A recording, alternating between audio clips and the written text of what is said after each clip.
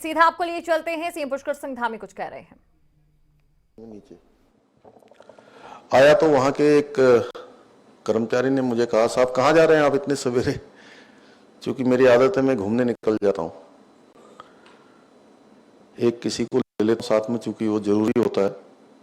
वो शादी वर्दी में कोई उसको अलग से वर्दी वगैरह अगर पहने तो पता लग जाता है, तो मैं अपना मास्क वास्क लगा लेता हूँ, मफलर ओढ़ के और ऐसे अपना। तो मैंने कहा मैं घूमने जा रहा हूँ नेहरू पार्क में, और दिल्ली में रहता तो अक्सर जाता हूँ वहाँ। बोला साहब बिल्कुल मत जाइए अभी आप। तो मैंने कहा क्यों भाई?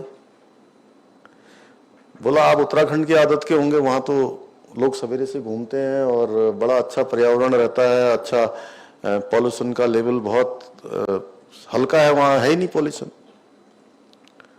यहाँ तो बहुत हाई पॉल्यूशन है अभी। ये दीपावली के तुरंत बाद में गया था आचार्य जी। तो मैंने कहा तो क्या नहीं जाते हैं क्या लोग आजकल घूमने? तो बोला नहीं साहब आजकल बिल्कुल नहीं जा रहे हैं, और जाते भी हैं तो जब धूप निकल जाती तब जाते हैं। बोला पूरा जैसा मतलब वो जो पराली का और उसका और सब जो आया था उसके कारण से, हालांकि अभी थोड़ा कम हो गया है। इस बार में गया तो अभी थोड़ा कम है पहले से। कितना था मीनाक्षी जी हम लोग नाप रहे थे? लगभग 250 के आसपास, 370 ना, अभी थोड़ा और कम होगा है? कम है थोड़ा, 270 के आसपास कुछ बता रहे थे। मैं पूछते रहता हूँ। अब यहाँ घूमेंगे आप तो बिल्कुल आपको लगेगा। और मेरा सच बताऊं तो पता नहीं, रात में मैं ये बात अभी मैंने कहा कि थोड़ा मैं हटके बता रहा हूँ आपसे। तो रात को हालांकि 10 बजे तक वहाँ रात में हमारी मीटिंग होती थी, पब्लिक मीटिंग, और 11 साढ़े 11 बजे तक हम पहुंचते थे अपने उत्तराखंड सदन वापस। तो 4-5 दिन में वहां तो कुछ नहीं हुआ। जब मैं यहाँ आया तो तब मुझे लगा कि मेरा जो है गला ही चोक हो रहा है, सब सर्दी लग गई, क्या हो गया, नाक बह रही है। तो लोगों ने कहा कि ये जो है उसका इफेक्ट है। अब इसका मतलब ये नहीं कि दिल्ली में रहेंगे नहीं लोग, लेकिन उत्तराखंड में रहेंगे तो आपको जो है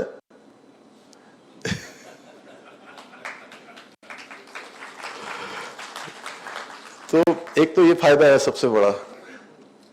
दूसरा, हम लोग चाहते हैं कि भाई हमारा जो राज्य है वो हर प्रकार से इंडस्ट्री फ्रेंडली। अभी हम लोग क्या फिल्म में तो हमको मिला ही था ना पुरुषोत्तम जी, पहला फिल्म वाले में, फिल्म जो हाँ उसमें तो हमको पहला अवार्ड मिला है। तो हम लोग ये चाहते हैं आप सबके सहयोग से, हमारे आचार्य जी जो इतना बड़ा पतंजलि उसके माध्यम से लगातार हर्बल पार्क, नए नए प्लांट, और इनके जन्मदिन पर हम गए थे तो क्या करा था आपने, 51 क्या था वो आचार्य?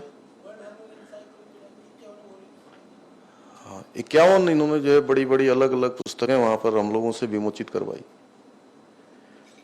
पता नहीं कहाँ कहाँ का। और इनकी यात्रा भी हुई अभी एक, उसमें भी ये बड़ा उत्तराखंड की खोज के लिए कहते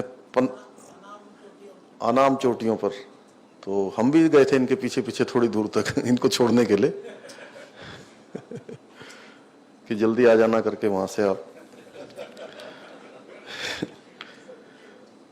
तो ऐसे अनेकों कार्य जो है यहाँ पर आगे बढ़ रहे हैं। और उत्तराखंड हमारा जहाँ धर्म का, संस्कृति का, अध्यात्म का विश्व केंद्र होने के साथ साथ जो प्राकृतिक हमारे संसाधन हैं, प्राकृतिक जो सौंदर्य है, उससे भी पूरी तरह से आच्छादित है।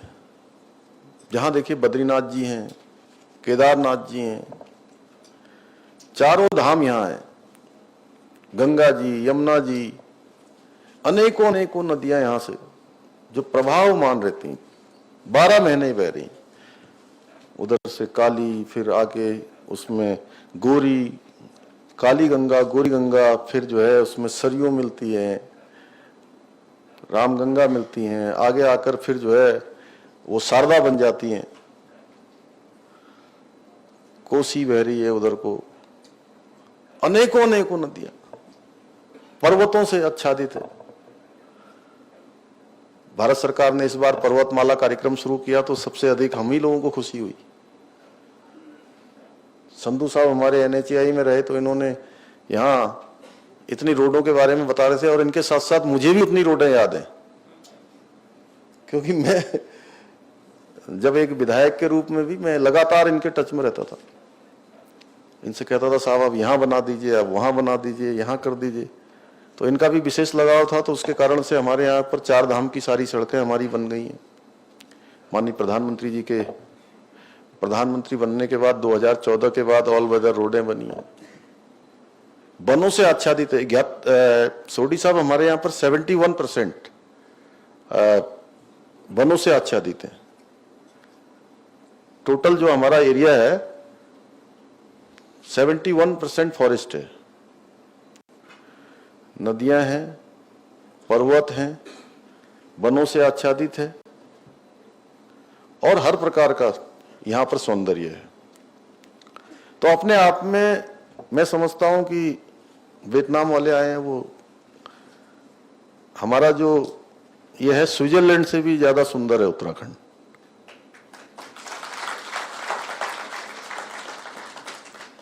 तो उसको सुसज्जित करने के लिए हमारे यहाँ पर हॉर्टिकल्चर में और फूड प्रोसेसिंग में, फूड उत्पादन में, चाहे वो एप्पल हो, चाहे कीवी हो, या हमारे अन्य जो परंपरागत रूप से जिनके बारे में गणेश जोशी जी ने बहुत विस्तार से यहाँ पर बात करी, उन सब में बहुत अपार संभावनाएं हैं।